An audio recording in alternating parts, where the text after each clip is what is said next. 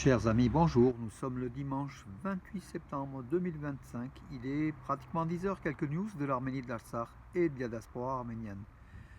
On commence par le sport, mes amis. Hrant Leon Ranos, l'international arménien, qui joue au Borussia Mönchengladbach.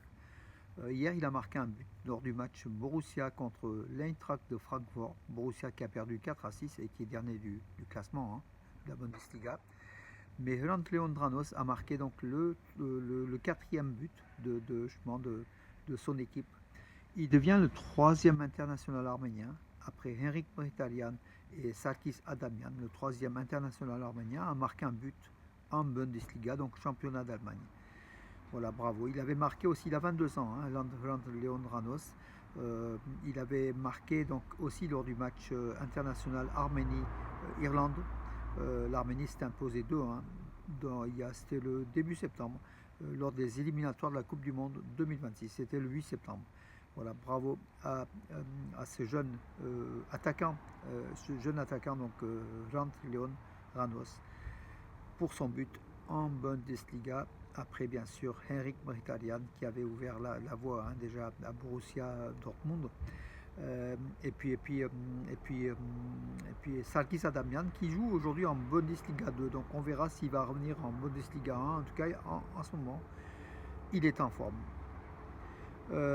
Après mon discours l'année dernière, les événements essentiels ont eu lieu et des relations entre l'Arménie, entre l'Arménie et l'Azerbaïdjan, a déclaré hier à la tribune de l'ONU le Premier ministre arménien Nikol Pachinian lors de la 80e session de l'Assemblée nationale, de l'Assemblée générale des Nations Unies à New York. Voilà, donc Nikol Pachinian qui a affirmé que les choses ont évolué entre l'Arménie et l'Azerbaïdjan et que désormais les deux pays étaient sur la voie de la paix. Donc voilà la nouvelle qu'il pouvait annoncer avec justement après la signature le 8 août dernier à Washington d'un acte entre l'Arménie et l'Azerbaïdjan parrainé par Trump, le président américain.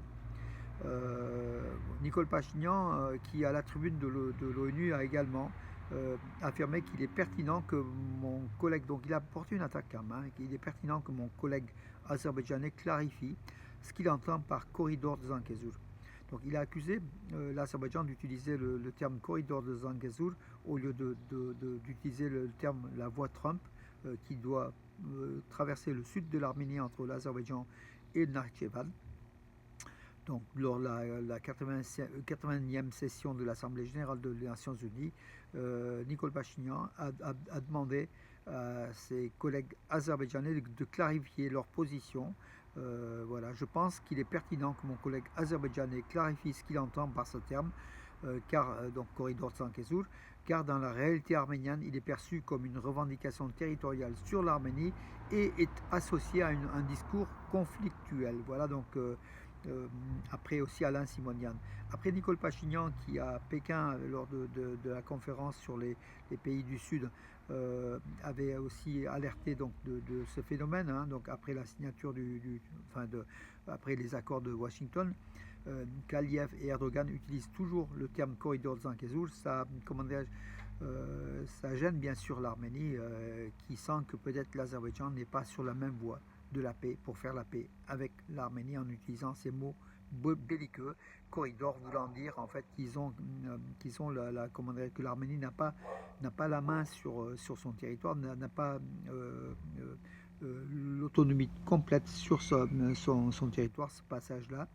Les Azerbaïdjanais veulent le revendiquer sans doute pour le Sunnik, pour récupérer le Sunnik. C'est quand même assez compliqué comme situation. Donc c'est pour ça que le gouvernement arménien aujourd'hui est un peu plus actif que d'habitude par rapport aux revendications de l'Azerbaïdjan. Nikol Pachinian qui a aussi affirmé que j'attache de l'importance au format 3+3 qui constitue également une plateforme pour le développement du dialogue traditionnel avec la Fédération de Russie. Bien sûr, en ce moment, il est en train de ménager la Russie. Il a été voir à Moscou, il a été voir Poutine récemment. Et il sait que la Russie est un partenaire incontournable dans la région et que Yerevan un petit peu révise sa position par rapport à Moscou tout en étant pro-occidental.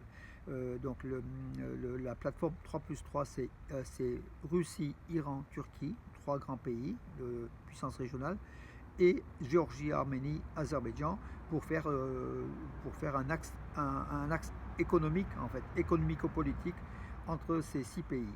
La Géorgie n'en veut pas jusqu'à présent, en tout cas. Donc voilà. Mais Nicole Pachinian lui plaide plutôt pour cela, alors que l'Arménie était fermement opposée à ce plan 3+3. Voilà. Donc il change un petit peu aussi, il faut dire, Nicole Pachinian. Il a aussi affirmé que, bien sûr, les relations entre l'Arménie et la Turquie étaient comment dirais-je, de plus en plus chaleureuses, et qui s'attendait prochainement à des signatures d'accords, donc peut-être l'ouverture de la frontière, en tout cas peut-être d'autres accords diplomatiques, enfin, pas d'autres accords, la mise en place de tout un protocole diplomatique du réchauffement des relations entre Ankara et Yerevan.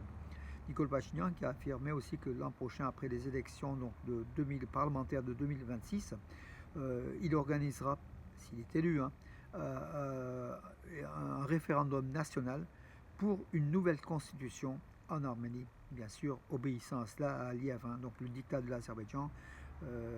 Voilà. Et puis donc de son côté, l'Azerbaïdjan et la Turquie surtout ne se privent pas de rigoler encore un coup sur le dos de l'Arménie. Erdogan et le ministère turc des Affaires étrangères ont réalisé des notes sur l'agression contre l'Artsakh le 27 septembre 2020. Voilà, donc en fait, au lieu de prendre les Arméniens comme des victimes qui ont aujourd'hui, l'Artsakh a été rayé de la carte, la population arménienne a été déportée, Erdogan pense plutôt aux vétérans azerbaïdjanais et tous les soldats azéris qui sont tombés au champ d'honneur lors de la guerre contre l'Artsakh. Voilà, les martyrs. Nous honorons la mémoire des martyrs qui ont sacrifié leur vie pour le Haut-Karabakh. Des avancées historiques vers une paix durable assureront la paix et la prospérité dans notre région, l'héritage sacré de nos martyrs, sous le slogan « Une nation, deux États » vivra toujours dans nos cœurs. C'est ce qu'a écrit Nicole Pachinian. Voilà, donc le ministère turc des Affaires étrangères, mais Erdogan a aussi plaidé dans ce sens-là. En fait, le Karabakh est à jamais à l'Azerbaïdjan. Voilà. C'est ce qu'il a déclaré. Erdogan, qui veut faire la paix aussi, donc il pousse l'Azerbaïdjan à faire la paix avec l'Arménie, mais en même temps, donc voilà, il souffle sur le feu, sur la braise. Erdogan, ce sont les Turco-Azéris, ils sont toujours comme ça, ils signent quelque chose, ils font le contraire, ou ils disent que c'est la paix alors qu'ils préparent la guerre. Or Pachinian, en démocrate qu'il est, en démocrate convaincu, il veut réduire le budget militaire. Voilà, et je pense que l'Arménie peut tomber dans un piège à ce niveau-là. À ce propos-là, mes amis, écoutez donc la très belle analyse de ma consoeur, brillante journaliste francophone d'Arménie, Hasmik Arakelian, qui a fait une vidéo d'1h30 qui a été placée sur YouTube et sur son site, avec des interviews de ma collègue aussi, Hilda Choboyan, et du fils d'Henri Verneuil, Patrick Malakian, au niveau de la communauté arménienne de France, qui évoque justement la guerre de 44 jours en Artsakh,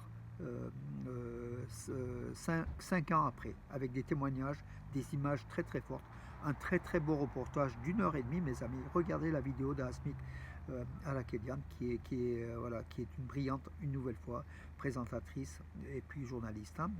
Voilà. Oui, que dire d'autre? Bah oui, écoutez, donc en Arménie l'an prochain, il y aura le concours mondial de Bruxelles 2026, donc présentation des vins de tout le monde, du monde entier, et surtout de l'Arménie, pays du vin.